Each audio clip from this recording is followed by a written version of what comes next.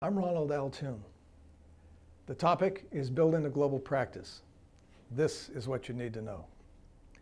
In the first century, Vitruvius wrote the 10 books on architecture. And in it, he spoke about three irreducible elements: firmness, commodity, and delight. Today, that translates basically into practice and project management, design, and tectonics.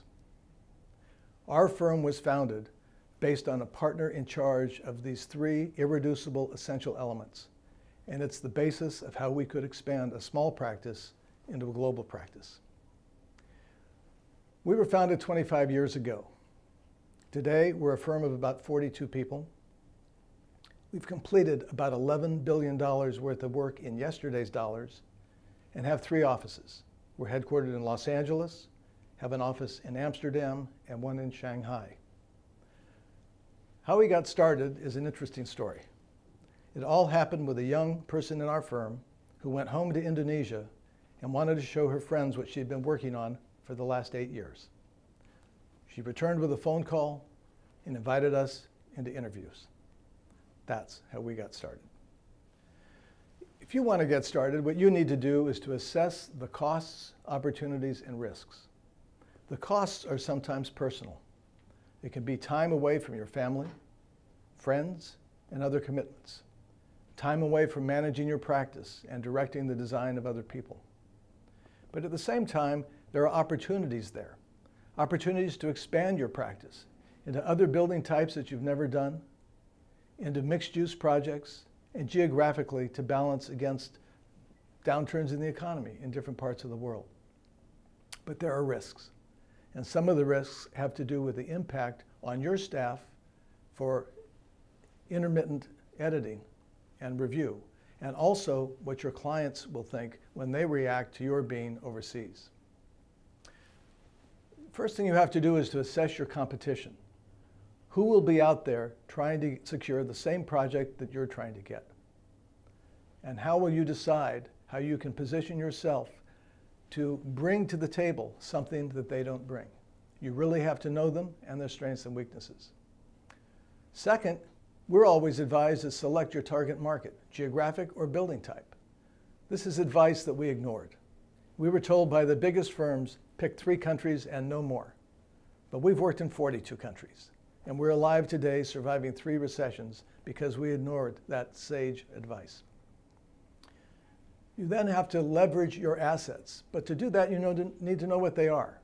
In our case, we have been working with some of the most prominent retail developers in the United States on the very best projects. So we had a capability that was not present in developing countries around the world. We decided we would take that asset with us. We had won a few design awards and could lean on that. I had published a book and we could lean on that. And was a speaker at many, many industry events and could use that credibility as an asset. The next thing is to find an honest and complementary local partner. If you come to the table believing that you're going to design and someone else will produce construction documents, you disrespect that partner. You've got to find somebody who wants to work with you hand in hand through the entire process, with whom you will share the design process, and they will share the back end. To find that partner, you need to do your research. You need to interview and talk to them and talk to their clients and talk to those that have worked with them to find out if they are, in fact, responding to your needs in the way that they say they will. This is how we got started. Then you create a solid practice framework. First, you have to have solid legal, accounting, and banking advice. You're going to need a local bank account. You're going to need a local tax ID number. You will need a local accountant, and you'll need a local attorney. And without those, you're going nowhere fast. In some cases, you may need a license. But generally speaking, you can rely on the license of the partner that you deal with. And lastly, you need to cultivate relentlessly. Never get in the swimming pool without a business card. Always have something there that you can share with other people. When we go into global practice, the first principle we applied is fear no evil. No project is too big. A project may be too small. Every project has a roof and a foundation and walls. One might have a few more floors than the other, but it's really no different. Our very first project in practice overseas was a 7.7 million square foot mixed-use project. We were a firm of 32 people. We took it on fearlessly. We executed it. The project opened on time, on budget, with all of the 2,900 housing units having been sold in 3.5 months. That creates an enviable track record that you can then market. The second principle is never fall in love.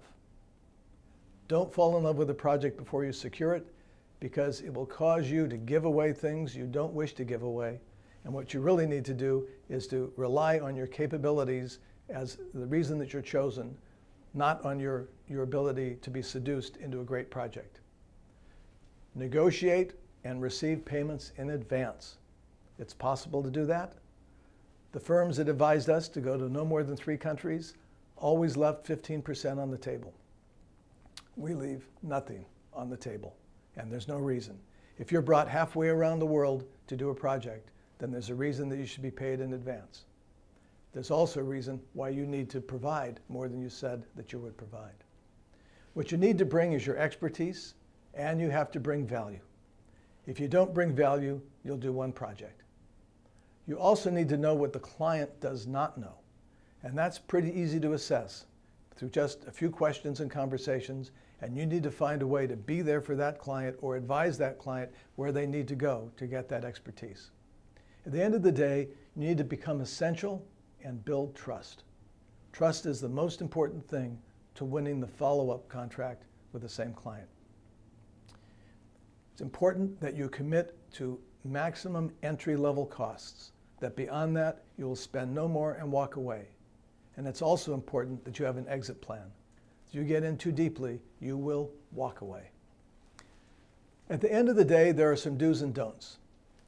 The first don't is don't bring preconceptions or cultural biases. It's insulting to a client. It's important to keep an open mind.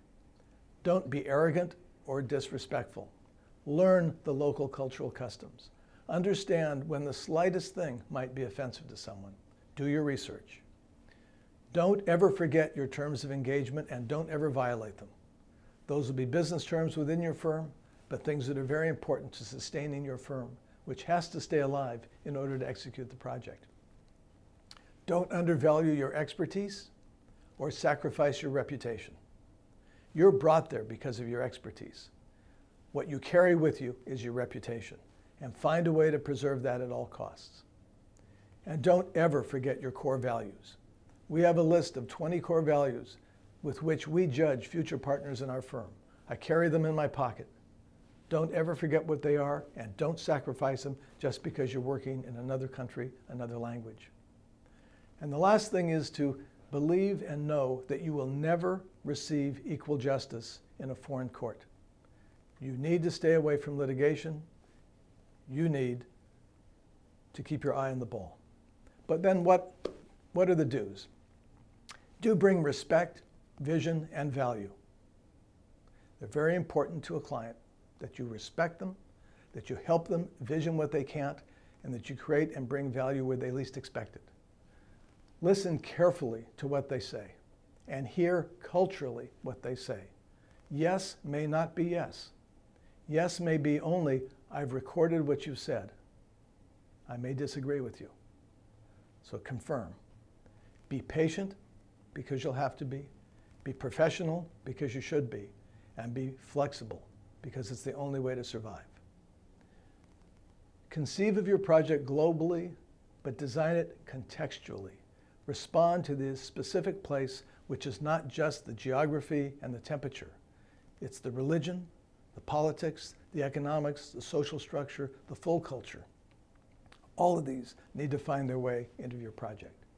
And at the end of the day, what you need to do is to build community. Because if the community embraces your project, the client will come back repeatedly. Those are the ways we got into global practice. And today, it's the reason why we're surviving through the recessions. 85% of our work is offshore. And 85% of our work is liable to be offshore. But you can build a global practice as we did.